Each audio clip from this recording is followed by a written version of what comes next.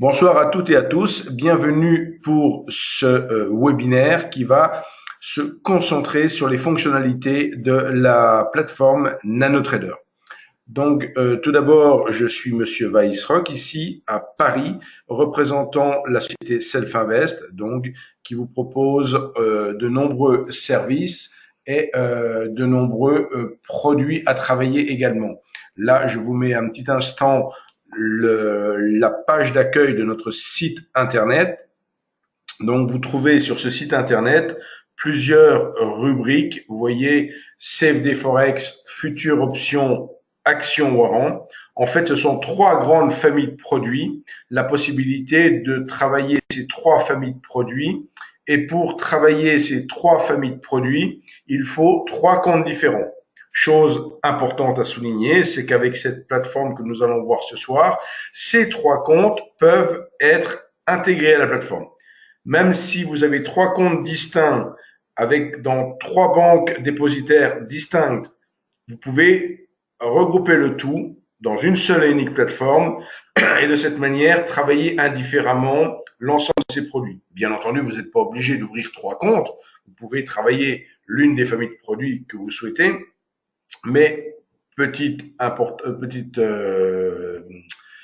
il est intéressant de signaler la possibilité, effectivement, au travers de NanoTrader, de travailler l'ensemble de ces différentes familles de produits. Donc, le webinaire ce soir va donc s'intéresser à une partie des possibilités de notre plateforme. Toutes les possibilités ne sont pas là. Les principales vous seront présentées ce soir. Nous disposons, pour les personnes qui ne sont pas clientes, et même pour celles qui sont clientes, bien sûr, mais de nombreux supports pédagogiques. Il y a plus de 80 vidéos qui détaillent le fonctionnement de cette plateforme. Donc, là encore, pour y accéder, il suffit de vous rendre sur notre site internet. Donc, je le remets encore un tout petit instant. Et quand vous êtes sur le site internet, tout en haut à droite, vous remarquez un petit onglet client. Et sous cet onglet, vous trouvez justement les trois grandes familles de produits qu'on vous propose. Le CFD Forex d'une part, les futurs d'autre part, et enfin les actions.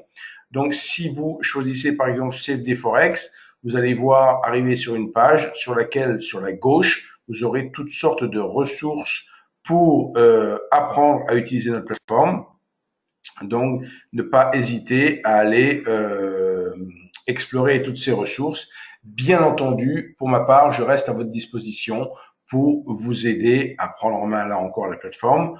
Je peux organiser avec vous, et je le fais de manière très régulière, je fais des téléconférences à distance où, tout en échangeant au téléphone avec vous, de manière individuelle, je vais pouvoir vous montrer sur votre écran d'ordinateur le fonctionnement de la plateforme. Donc, c'est vraiment une présentation personnalisée où là encore, vous pouvez me poser toutes les questions que vous souhaitez et toutes les modifications que je pourrais apporter à la plateforme, les personnalisations qu'on pourrait faire ensemble, vous les conservez bien sûr dans votre disque dur. Donc, c'est plus personnalisé qu'un webinaire ou qu'une vidéo et il ne faut pas hésiter, si vous le souhaitez, si vous en estimez le besoin, me contacter pour faire ce genre de présentation à distance.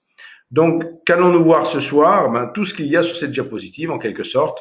Donc, nous allons parler des différentes agrégations, nous allons parler des indicateurs, des filtres bloc et flat, du Meta-Sentimentor, vous allez le comprendre, qui est vraiment l'élément le plus important de cette plateforme NanoTrader.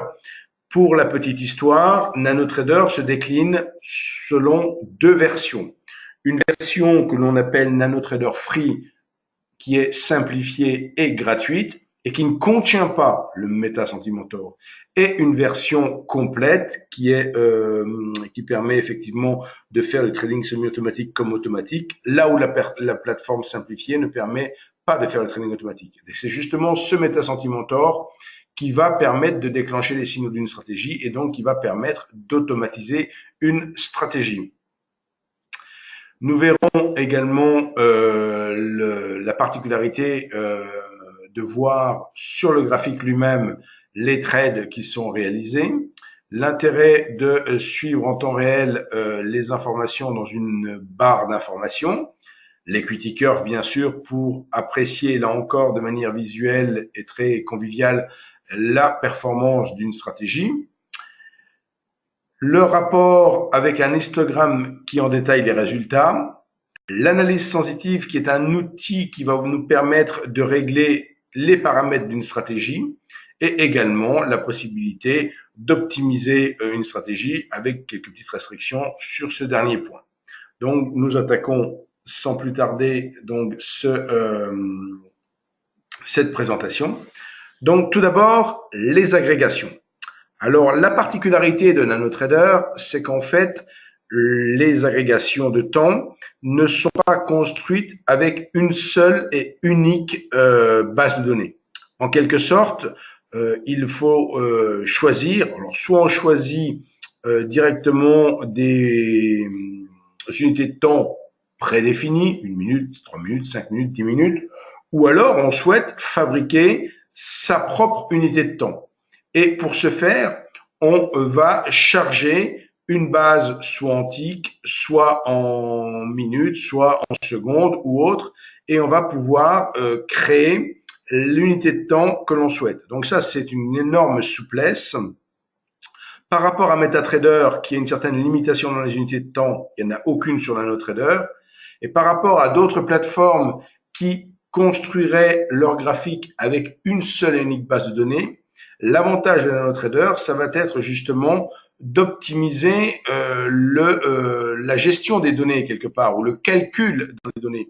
Vous comprenez bien que si vous prenez par exemple le choix de travailler sur une unité de temps qui serait horaire, c'est-à-dire que vous avez besoin de travailler avec des bougies dont l'unité de temps est horaire, donc chaque bougie est représentée par les variations du sous-jacent sur une heure, et chaque nouvelle bougie apparaît une fois que l'heure est terminée.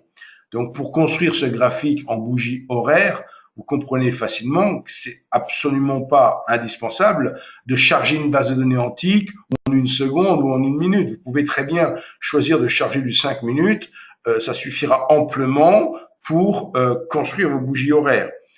Par contre, si vous voulez travailler au tick ou à la seconde, là vous aurez besoin d'une base qui a plus d'informations et vous irez chercher une base de données en tick par exemple.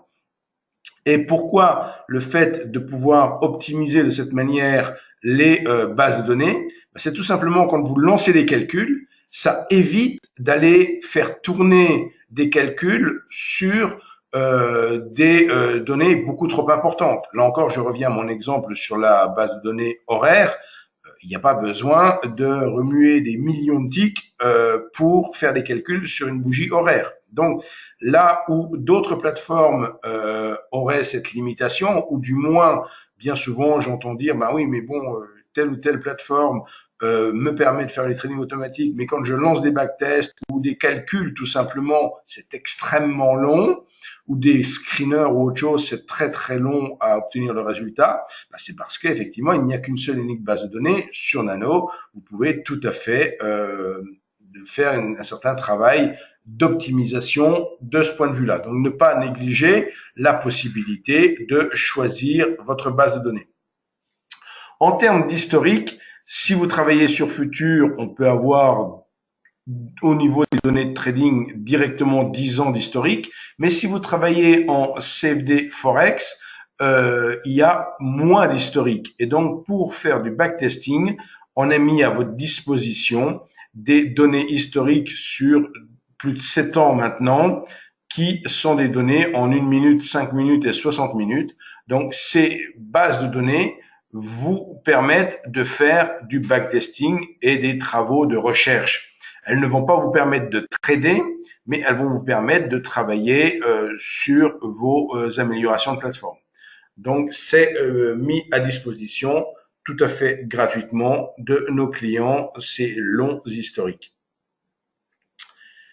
Les indicateurs sont interprétables par leurs sentiments. Alors, le terme effectivement utilisé dans NanoTrader, le sentiment d'un indicateur, en fin de compte, tout indicateur peut être interprété au travers du Meta Sentimentor on peut donner une valeur. Ici, on a pris un exemple tout simple, un croisement de moyenne mobile. Donc, vous voyez un croisement de moyenne mobile entre 5 et 25. Donc, c'est un indicateur qui existe tout fait. Vous pouvez très bien choisir de faire votre propre croisement de moyenne mobile en insérant deux moyennes mobiles dans votre graphique ou utiliser directement CrossingMA, qui est un indicateur qui affiche directement un croisement de moyenne mobile. Vous choisissez bien sûr le paramétrage qui vous intéresse. Et ce qui est intéressant dans cet exemple, c'est que au niveau de ce croisement de moyenne mobile, vous avez en fait quatre situations possibles, quatre interprétations possibles qui sont schématisées sur cette diapositive.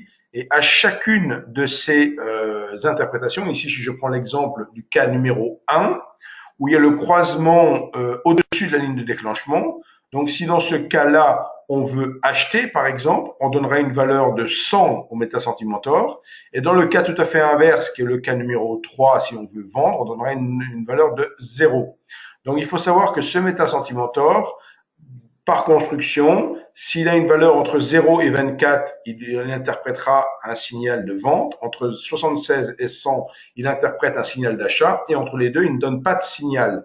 Par contre, il peut être utilisé pour, par exemple, clôturer une position longue ou clôturer une position short.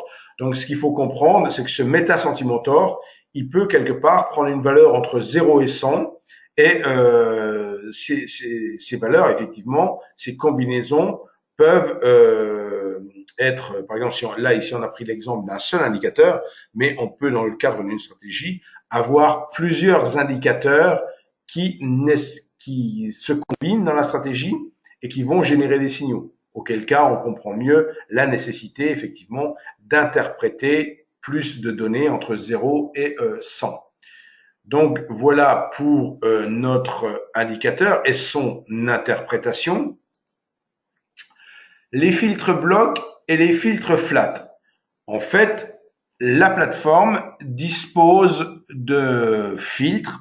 Ce sont des outils qui vont permettre soit de déterminer une zone flat, c'est-à-dire dans mon exemple ici, j'ai mis flat 21h, 23h59, ce qui veut dire que si j'ai une position qui a été prise en automatique en cours de séance avant 21h, elle sera automatiquement clôturée à 21h. Donc, on ne veut pas travailler sur la tranche horaire 21h, 23h59 dans mon exemple. Les filtres blocs, qu'est-ce que c'est? C'est la possibilité de bloquer des signaux sur des périodes de trading. Donc, c'est-à-dire que durant certains laps de temps, prenons l'exemple ici 12h30, 14h59, pourquoi pas, mais durant un certain laps de temps, on choisit de ne pas suivre les signaux. Les signaux sont effectivement générés, mais ils ne sont pas pris en compte. Donc, le filtre bloc est un outil qui permet en fait de bloquer, comme son nom l'indique, quelque part, de bloquer les signaux. Donc ça peut être aussi très utile parce qu'on peut s'apercevoir dans certaines stratégies qu'entre midi et 2, c'est pas forcément pertinent. On préfère travailler des swings en matinée et en après-midi, mais entre midi et 2, on se dit là, on redevient en range et ça peut ne pas être pertinent de travailler, par exemple. Donc le filtre bloc peut être utilisé dans cet exemple. Le MetaSentimentor, dont j'ai déjà parlé, donc lui, il va permettre effectivement de déclencher les signaux de la stratégie. Donc, je l'ai dit, le MetaSentimentor peut prendre une valeur entre 0 et 100. Donc, il s'agit de la somme pondérée des indicateurs. Donc, on peut avoir plusieurs indicateurs. Dans notre exemple ici, on se retrouve avec notre crossing EMA et notre MACD. Donc, et on s'aperçoit que la courbe du MetaSentimentor est la résultante de ces deux indicateurs que l'on peut respectivement pondérer. Dans l'exemple ici, on a une pondération identique de 1 pour le crossing EMA et de 1 pour la MACD. Mais on pourrait par exemple envisager qu'on considère que la MACD est 3 fois plus importante que le crossing EMA, auquel cas on donnerait une pondération de 3 à la MACD. Et le MetaSentimentor serait de fait la résultante de cette interprétation. Donc, comme je l'ai déjà dit, lorsqu'on dépasse 76, un achat et un signal d'achat est généré. Lorsque l'on tombe sous les 24, c'est un signal de vente qui apparaît. Et le MetaSentimentor doit être chargé pour être en mode backtest. C'est-à-dire que si vous voulez effectivement utiliser le mode backtest de la plateforme, il faut impérativement y ajouter le MetaSentimentor. Le MetaSentimentor s'ajoute tout simplement comme un indicateur. Vous cliquez sur l'ajout d'indicateur et dans les indicateurs, vous avez le MetaSentimentor. Donc, je rappelle, vous l'avez bien sur NanoFull, mais vous ne l'avez pas sur NanoFree. Chaque trade avec un objectif et un stop est visible sur le graphique, ce qui signifie que c'est très confortable parce qu'au niveau du graphique, on a une matérialisation de nos trades. On voit précisément sur quelle bougie il y a eu l'entrée en position et sur quelle bougie il y a eu la sortie de position. Donc ça, c'est quelque chose qui est très, très convivial. Donc par défaut, ce n'est pas activé. Donc vous voyez en haut, dans le bandeau bleu, tout en haut à droite, vous avez les trois icônes sur lesquelles il faut cliquer pour activer cette représentation, la visibilité de ces stops et objectifs. Donc, ne soyez pas surpris si dans un premier temps vous ne les voyez pas. Il faut activer cette fonctionnalité en cliquant sur les icônes respectives. L'infobar produit des statistiques instantanément, c'est-à-dire que quand vous êtes dans la barre de personnalisation, vous avez un petit icône avec un i. Donc, vous avez une possibilité de cliquer sur cette petite icône avec une grille et un i, et vous faites apparaître ce qui est à droite sur cette diapositive, donc cette barre d'information qui vous permet en temps réel de voir le nombre de trades exécutés, enfin toutes sortes d'informations, et vous pouvez effectivement faire varier les informations qui sont dans cette barre avec un menu déroulant, comme vous voyez, les 11 critères possibles de performance, soit la performance totale, soit la moyenne de trades gagnants, le pourcentage profitable, etc., etc. Donc, vous avez un grand choix d'informations, de résultats au niveau de la stratégie qui vous sont communiqués afin de vous permettre effectivement d'apprécier si votre stratégie est ou non performante, puisqu'il ne faut pas se limiter au simple gain net in fine de la stratégie. L'equity curve, qu'appelle-t-on une equity curve? C'est la courbe de gain en quelque sorte, la courbe de performance, l'évolution de votre capital si vous aviez appliqué cette stratégie. Donc la particularité d'une equity curve et de la visualiser, c'est qu'effectivement, il faut qu'elle soit la moins volatile possible, cette courbe. D'une certaine manière, si elle était vraiment très volatile, ça ferait supporter ce qu'on appelle des drawdowns importants sur sur votre stratégie et c'est jamais très confortable à travailler. Donc là, ça permet effectivement, avec l'œil, tout simplement, d'apprécier directement quelle est l'évolution. Donc l'idée, c'est pas que ça monte de manière folle quelque part. L'idée, bien sûr, c'est que ça progresse, mais que ça progresse, si possible, avec le moins de volatilité possible. C'est là qu'on retrouve les stratégies les plus confortables à travailler. Vous disposez de rapports en histogramme également. Donc le rapport en histogramme, lui, il va détailler les résultats, comme vous le voyez ici. Donc vous avez ce rapport qui peut également être copié-collé dans Excel directement si vous souhaitez archiver ces statistiques au fur et à mesure. Donc, au niveau de la plateforme, vous avez une visualisation, là encore, de tous les trades que vous auriez fait dans la stratégie grâce à ce rapport sous forme d'histogramme. L'analyse sensitive, un peu comme le MetaSentimentor, c'est quelque chose de très très important au niveau de la plateforme. L'analyse sensitive, qu'est-ce que c'est? C'est quelque chose, c'est un outil qui va nous permettre d'apprécier la sensibilité d'un paramètre. Quel que soit le paramètre de votre stratégie, quel que soit le paramètre, une variable d'un indicateur ou autre, ici on a l'exemple on utilise par exemple un stop période high-low, et dans un stop période high-low, il y a donc plusieurs paramètres, mini low période par exemple qui est pris ici en exemple, et afin de trouver quel est le paramètre idéal, vous voyez, vous pouvez faire varier entre 0 et 50 ce paramètre et vous apercevoir que c'est 10 qui est la meilleure performance pour ce paramètre. Donc c'est un outil qui est utilisé en permanence, je dirais, par toute personne qui met au point une stratégie de trading. Donc, ça fait partie évidemment de l'outil indispensable pour mettre au point sa stratégie de trading. L'outil qui suit est dans la même logique, mais pour sa part, effectivement, il permet de trouver la meilleure combinaison possible lorsqu'il y a plusieurs indicateurs. Donc, on est vraiment dans un travail d'optimisation. Donc, il faut prendre garde tout de même. C'est certes un outil performant, très utile, très intéressant, mais il ne faut pas se faire leurrer. Il ne faut pas se faire leurrer par les performances. C'est-à-dire qu'il faut être bien conscient que lorsque vous allez faire fonctionner cet outil, lorsque vous allez faire fonctionner, vous allez optimiser une stratégie, vous allez forcément l'optimiser sur un laps de temps défini, sur un historique donné.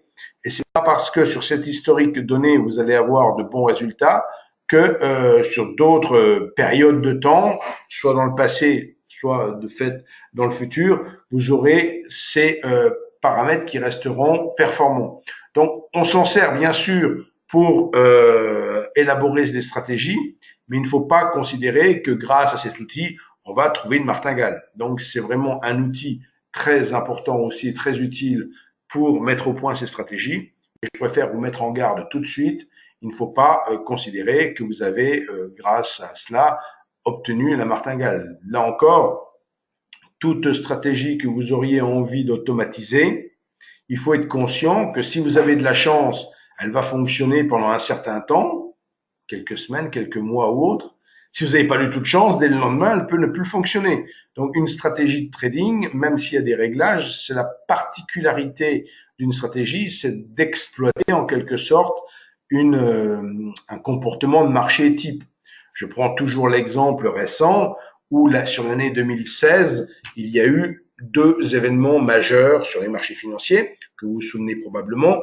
Il s'agit le 23 juin 2016 du Brexit et en novembre de l'élection américaine. Ces deux événements ont profondément bouleversé le fonctionnement des marchés. Hormis le fait qu'ils ont produit sur la journée où ils ont été pris en compte, hormis le fait qu'ils ont produit de gros décalages de prix, donc de gros gaps pour ce qui est du Brexit et même pour ce qui était de l'élection américaine, parce qu'on a d'abord fait un gros gap baissier avant de se reprendre. Mais il y a eu un changement de comportement intrinsèque du marché dans les jours qui ont suivi. Et je peux vous assurer que la plupart des stratégies que l'on travaillait à l'époque, donc avant le mois de juin 2016, ont quasiment toutes été déréglées après ce mois de juin. Donc, effectivement, lorsqu'il se produit quelque chose d'assez exceptionnel sur le marché, la première réaction qu'on doit avoir, c'est de se dire, oh là, est-ce que justement, tout ce avec quoi je travaillais, ça va pas être complètement bouleversé et chamboulé et que je ne vais plus avoir mes choses qui fonctionnent. Donc, ça incite fortement à la prudence. Bien comprendre que c'est un peu comme dans une séance de bourse. On n'a pas toutes les minutes, toutes les heures, les laps de temps qui sont identiques, qui se comportent pareil. On sait très bien, comme je disais tout à l'heure, que certaines parties dans la séance, 9h30, 11h, sont peut-être plus directionnelles, midi, 14h, sont peut-être plus de range, etc.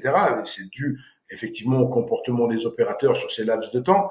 Maintenant, effectivement, au niveau du plus long terme, il peut y avoir des phénomènes comme ça qui concourent à modifier durablement le comportement des marchés. Donc, il faut toujours être très très prudent et ne pas considérer que parce que vous avez à un moment donné une stratégie qui fonctionne bien, elle va fonctionner de manière permanente et je dirais éternelle.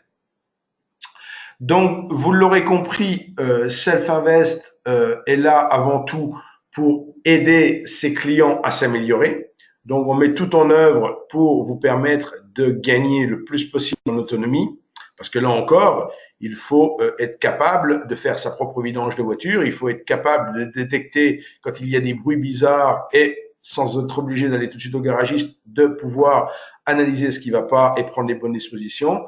Donc, il est important de bien comprendre. Et je dirais, le webinaire de ce soir, c'est un peu, comme on pourrait dire, il pourrait se résumer avec une phrase, c'est il n'y a pas de bons ouvriers sans bons outils. Donc, vous l'aurez compris, on a parlé de la plateforme NanoTrader.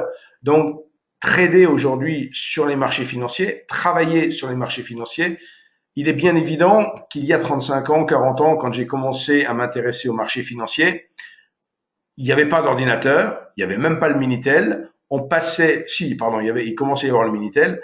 On allait cependant chez son intermédiaire financier la veille, signer un bout de papier pour passer un ordre qui allait être exécuté le lendemain. Il n'y avait pas de cotation en continu, il y avait juste une cotation à 10 heures et à 16 heures. Aujourd'hui, on est à tout l'inverse.